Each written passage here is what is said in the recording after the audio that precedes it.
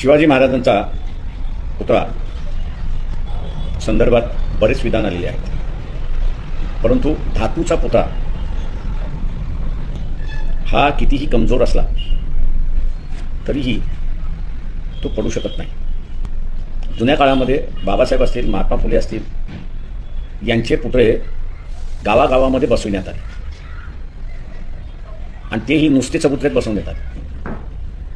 पण ते पुतळे कधी पडल्याची बातम्या कधी आल्याच नाहीत. फोडण्याच्या बातम्या निश्चितपणे आल्या, विटंबना झाल्याच्या बातम्या निश्चितपणे आल्या, विद्रूप करण्याच्या भाषणा निश्चितपणे आल्या, परंतु ते पडले आणि फुटले अशा कधीच बातम्या आलेल्या नाहीत. या सगळ्या अनुभवावरनं मला आता संशय येतोय की हा पुतळा पडला की पाडला.